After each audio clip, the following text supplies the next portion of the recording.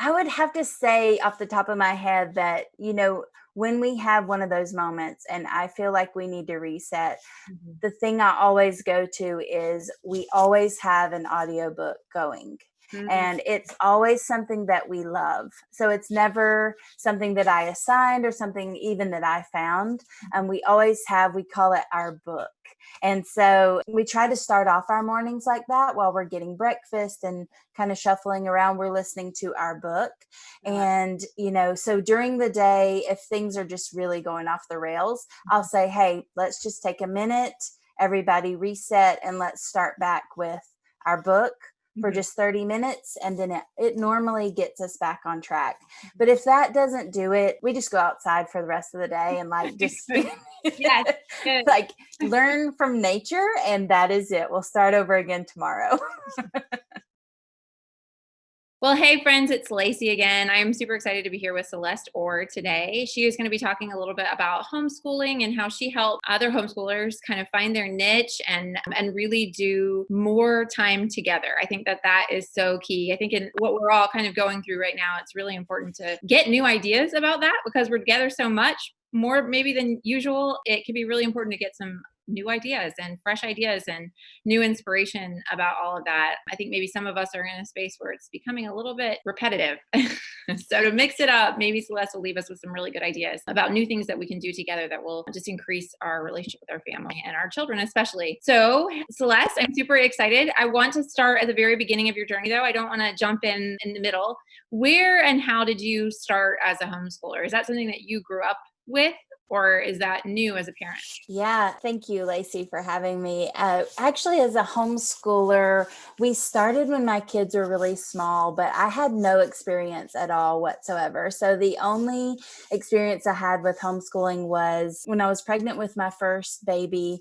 I was being coached by a doula who was the Mhm. plan was to help me have a natural childbirth. Mhm. Well, that didn't work out, but because I had a yeah, it's another story for another time, but she homeschooled her 7 children. Wow. And so I would go over for coaching classes and she had just had a baby, so she was showing me how to breastfeed and what will I do, if the baby has trouble and those kinds of things. And I was meeting with her a couple of times a week, and I would go over and see her children doing school together and talking and just having this relationship that I'd never experienced before.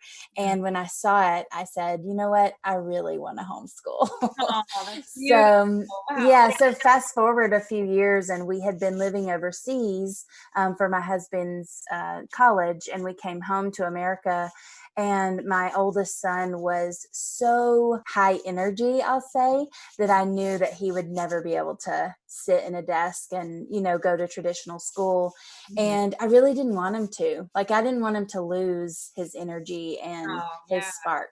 Yeah. So What a we started wise homeschooling, and yeah, that's yeah. a really wise observation. I think so often we think, oh, we have to like our own choice. But it does seem like people are kind of coming out of that right now. They're like, okay, maybe not. Maybe that isn't the best fit. And maybe I can do something else. So I love that. Thank you for being wise like that with your children. So you went to regular traditional public school? I went to private school, so a really small class. I had, my same 20 something friends from kindergarten to the Wow. senior year.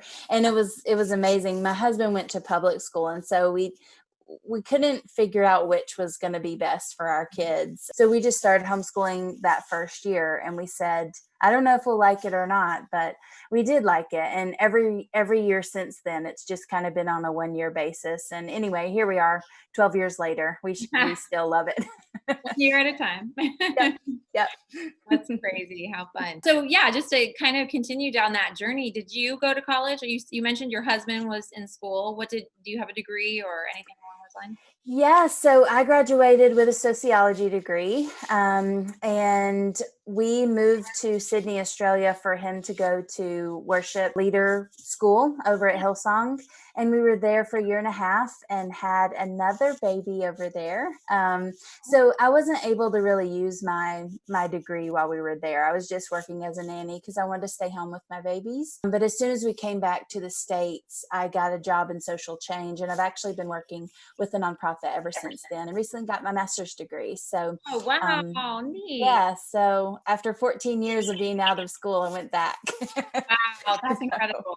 What a neat journey. That's actually even more exciting because I feel like, sometimes as moms, we sort of feel like, oh, those days are behind me, but why not, right? If that's yeah. something that you're really interested and passionate about, why not? And what a good model for your kids to see you going to school and learning the thing that you're really passionate about. I love that. So actually, something else that you haven't mentioned is that you are a writer and that you encourage other moms to write as well in a really beautiful way. So I have just seen a few of your posts about this. I haven't dug in real deep. Can you share with us a little bit about that? Yeah, absolutely. So, actually, the reason I went back to get my master's degree is I was kind of waffling.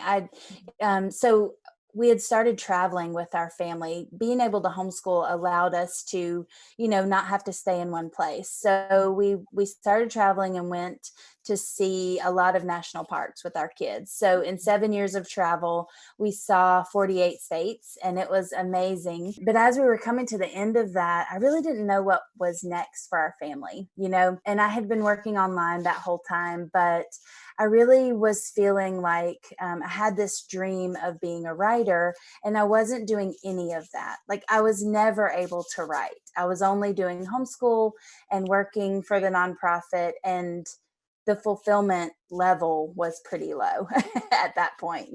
So I knew that our travels wouldn't last forever, and I really didn't know what was next. So I said, I'll go see about my master's degree. And while I was in that program, which was actually a nonprofit, I discovered this love for writing and for really empowering other women in a way that I guess I just assumed was already being done. But I just saw a real need for that in with the women that I was in class with.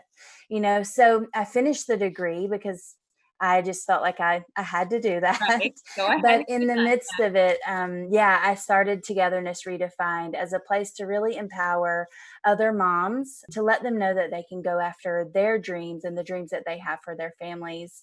Mhm. And a large part of that is sharing togetherness tips with moms who, like you said before, like, we all just need ideas for new things to do with our family, and especially our kids, and ways to connect with them Mhm. that's going to last a really long time. Yeah. And then a new part of that is I've opened up a way to encourage other writers called Mamas Who Write. So it's so much fun to be able to do that and to encourage other writers.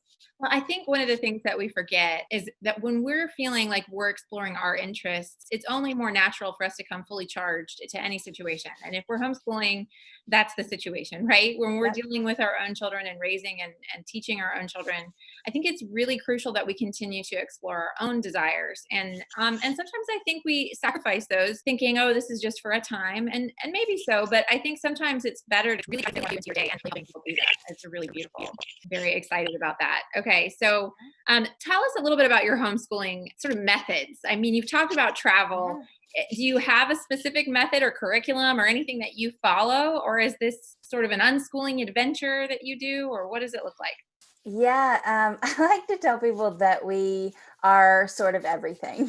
So, you really touched on something that was very important to me. I knew that I wasn't really showing up for homeschool because I didn't have the ideas flowing and the creativity, and like, I didn't have all of the things that I knew my kids really needed. And so that is part of the reason why I went back to school, part of the reason why I started writing, so that I could get all of that part of my life in order. And it really has helped me show up for homeschooling a lot better. So when we started out, as my boys were little, we were doing a certain curriculum. Mhm. And then I've just found this to be our method. So as they grow out of a certain thing and get sort of bored with it, that at that point we sort of switch gears. So we use curriculums, but only as they feed our love for desire-led learning. So every year I try to listen as the year goes along and write down what my kids are interested in. Mhm. And then I research materials so that when the next semester or the next year comes, or whenever we need to shift gears, then we go that new direction. So I don't have a curriculum that we use, Mhm. but we definitely are not pure unschoolers either, so we just kind of live in that area of, I don't know how to describe it, but I just try to feed their passion for learning. And we use whatever materials or curriculum, that will support that. I love that. That sounds very familiar. We're kind of in the same exact boat. When we need curriculum, we use it. When we don't, we don't. And it's Yeah. sort of a fallback. It's kind of following the direction of your children. And I loved what you said, the desire-led learning. I mean, how that is a skill. That is a skill that I don't think all people have, because we're kind of taught from an early age that we have to do what the teacher says, or what, is in the curriculum, right? We're sort of forced into that. And I was listening to someone the other day, just to kind of talk about the same topic in a different way, about choosing books to read. And a lot of times kids growing up never actually have an opportunity to choose books that they want to read, because they're constantly going through the things that are assigned to them by their teachers or whatever. And when you teach a child that reading is something that you do to find answers to your questions, it's so much different than reading to find answers to someone else's questions. And it's kind of flipping that whole coin on its head. And I love that. And it brings me to the next question. I think a lot of homeschoolers and parents in general, particularly with what we have going on in the world right now, are fearful that their kids are going to be screwed up. They're just going to be a mess. And, I still have to talk myself out of that every once in a while. My kids are going to be okay, and they have amazing tools. But what are some things that you can maybe think to say that maybe would reassure parents on this front? Because your kids are how old? Yeah, my oldest is in the 10th grade and he's 15, and my youngest is 12 in the 7th grade. So yeah. So they're further as much much the as line. we have. Yeah. Yeah, as much as we have grades. Somewhere in there. Yeah. Right. Absolutely. And that is something that I still have to coach myself about as well. I'll just say, we all have those moments where we're like, wait a second, are we doing the right thing? And so when that comes for me is normally in the summer. I call it my summer freak out. I know it's going to happen. June, July are going to be uncomfortable because I'm going to freak out again. Happens every year. So this year in particular, having a child going into or a young adult going into the 10th grade, the freak out was even bigger than usual. So I always try to look at the research, and I try to get, who's speaking into this, who has research that is really backing it up. And so this summer I got Blake Bowles' his older book, College Without High School. And I went through the audio version of that. And then I asked my son to go through the audio version of that. And then he did. And that was really an amazing, I don't think I'm going to have a freak out after reading that book. It really encouraged. Book. I love it. Yeah. And his new book actually is, I can't remember the name of that one, but his new book even goes further into that. It's called Why Are You Still Sending Your Child to School? Oh, wow. Yeah. And so and I try not to just gravitate towards one person, obviously. Yeah. So I also got Cal Newport's book, How to Be a High School Superstar. And it was amazing to put those two together, and that they both basically said the same things. If your child, or if your young adult is passionate about something, they don't have to go through all of these, same subjects the same way. And actually, a lot of kids should leave public school when they have a passion like that, because they're ready for more. And it was really encouraging. So wow.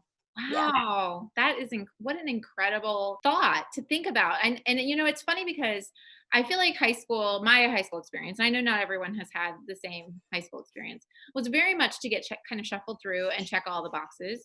And when I left, I had no idea what I wanted to be, and no real guidance from anyone. It was sort of go to college and then figure out what you want to be, where I'm spending all this money on figuring out what I want to be when I could, you know what I mean? And so I feel like there was maybe a point where I was excelling in one area, and somebody could have said, focus on that, forget the rest, right? Like that stuff is not as important as the one thing that you're put here to do. So what a beautiful way to look at things. And I hope that more people can shift into that kind of mindset, because I mean, what a blessing for kids to be able to live a life like that, right? Yeah, me too. And I really hope that we can all share our stories, of our kids as they get into college, and that we're able to be more open with that. I think a lot of homeschoolers who have transitioned into college, I want to hear more of their stories, I want to see Yeah. what they ended up doing. So Oh, that's so smart. I like that idea for sure. Okay, so just to wrap things up, I always like to hear from moms, especially homeschool moms, just what is something that they do to make their homeschool routine kind of run smoothly and to kind of keep everybody at their happiest. I know that things can derail, right? In every situation, things can derail. But what is something that kind of helps you stay on track or get back on track when you've gotten off? yes, that is a great story. I mean, a great question. Yes. I would have to say off the top of my head that, when we have one of those moments and I feel like we need to reset, Mhm. the thing I always go to is we always have an audiobook going. Mm, And it's always something that we love. So it's never something that I assigned or something even that I found. We always have, we call it our book. And so we try to start off our mornings like that while we're getting breakfast and kind of shuffling around. We're listening to our book. And, so during the day, if things are just really going off the rails, I'll say, hey, let's just take a minute, everybody reset, and let's start back with our book for mhm. just 30 minutes. And then it normally gets us back on track. But if that doesn't do it, we just go outside for the rest of the day and just Yes, good. like learn from nature. And that is it. We'll start over again tomorrow. I love that. So just because I'm curious, and I bet our listeners will be too, can you give us a couple examples of audiobooks that your family has enjoyed together? Yes, we just finished the Mysterious Benedict Society, Oh, and fun. we did the whole series over the summer, and it was amazing. Like, we got into it, and when we got to the last one, we're so sad that it's over. And then we just finished Wizard for Hire, which is a new book. Very, very cool. We really enjoyed it, and the reader that reads his books is Gibson Fraser. So we do, the Fun Jungle, the Space Case, Spy School, all of those series. Those are our really like our go-tos. So I love that. highly recommend them. That's super fun. Those are ones that I hadn't had on my list, so I'm gonna check those out with my kids. They love audiobooks, and it is really cool to listen together. So, Celeste, thank you so much for getting on this call. I have loved chatting with you and getting to know you better. And you guys can all check Celeste if you'll just give the listeners a few places to find and stay in touch with you. That would be Yeah. great. Absolutely. Thank you for having me. If folks want to get in touch with me, the very best place is togethernessredefined.com. And if you're on Instagram, that is togetherness_redefined. And So I at saw those you two have a places. freebie on your website, right? Yes, absolutely. It's 10 surefire ways to build togetherness into your everyday. And so whenever you hop into our email group, you'll get all sorts of goodies. But that one is a free downloadable ebook that's yours. Oh, I love it. That's awesome. All right. Yeah. Celeste, thank you so much. Have a really great day. Thank you. You too.